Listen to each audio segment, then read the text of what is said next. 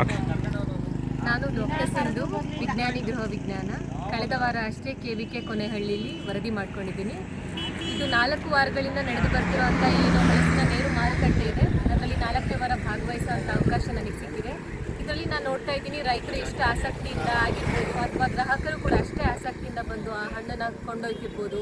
ಅದೆಲ್ಲವುದನ್ನು ನೋಡಿದಾಗ ನನಗನ್ಸಿದ್ದು ಏನಂತಂದರೆ ಈ ಹಲಸಿಗೂ ತುಂಬ ದೊಡ್ಡ ಮಾರುಕಟ್ಟೆ ಇದೆ. ಈ ಹಲಸಿನ ಹಣ್ಣನ್ನು ಹಣ್ಣಾಗಿ ಮಾರೋದ್ರ ಬದಲು ಅದರದ್ದು ಮೌಲ್ಯವರ್ಧನೆ ಮಾಡಿದರೆ, ಈಗ ಆಲ್ರೆಡಿ ಮೌಲ್ಯವರ್ಧನೆ ಮಾಡಿದ್ದಾರೆ, ಹಲಸಿನ ಬೀಜದ್ದು ಲಡ್ಡುನೂ ಮಾಡಿದ್ದಾರೆ. ಇವಾಗ ಹಲಸಿನ ಬೀಜದ ಲಡ್ಡುಗೆ ಆ್ಯಂಟಿ ಡಯಾಬಿಟಿಕ್ ಪ್ರಾಪರ್ಟಿ ಅಂತ ಹೇಳ್ತೀವಿ. ಎಲ್ಲರಿಗೂ ಈಗ ಶುಗರ್ ಅನ್ನೋದು ತುಂಬ ಕಾಮನ್ ಆಗಿರೋಂಥ ಅದಕ್ಕೆಲ್ಲ ನಾವು ಹಲಸಿನ ಬೀಜ ಹಾಕಿ ಮಾಡಿದ್ದು ಮೌಲ್ಯವರ್ಧನೆ ಇದನ್ನೆಲ್ಲ ಮಾಡೋದ್ರಿಂದ ಈಗ ಬೆಳೆದಿರೋ ರೈತರಿಗೂ ಆಗಿರ್ಬೋದು, ಗ್ರಾಹಕರಿಗೂ ಅಷ್ಟೇ, ಇಬ್ಬರಿಗೂ ಅಷ್ಟೇ ಬೆನಿಫಿಟ್ಸ್ ಇರುತ್ತೆ.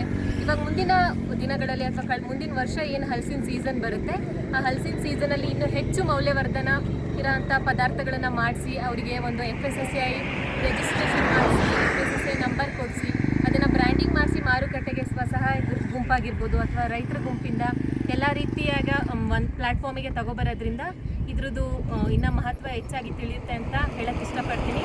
ಇವಾಗ ನಮಗೆಲ್ಲರಿಗೂ ಗೊತ್ತಿರೋ ಹಾಗೆ ಹಸಿದು ಹಲಸು ತಿಂದು ಉದ್ದು ಮಾವು ತಿನ್ನು ಅಂತಾರೆ. ಸೊ ಹಾಗಾಗಿ ಹಲಸಿನ ಹಣ್ಣಿಗೆ ಹಿಂದಿನಿಂದಲೂ ತುಂಬ ಹೆಚ್ಚು ಮಹತ್ವ ಇರೋದ್ರಿಂದ ಇದರ ಮೌಲ್ಯವರ್ಧನೆ ಹಾಗೂ ಅದರ ಡೈರೆಕ್ಟ್ ಕನ್ಸಂಪ್ಷನ್ಗೆ ತುಂಬ ಉನ್ನತಿ ಅಥವಾ ಜಾಗೃತಿ ಮೂಡಿಸ್ಬೋದು ಮುಂದಿನ ವರ್ಷಗಳಲ್ಲಿ ನಾವು ಅಂತ ಹೇಳಕ್ಕೆ ಇಷ್ಟಪಡ್ತೀನಿ.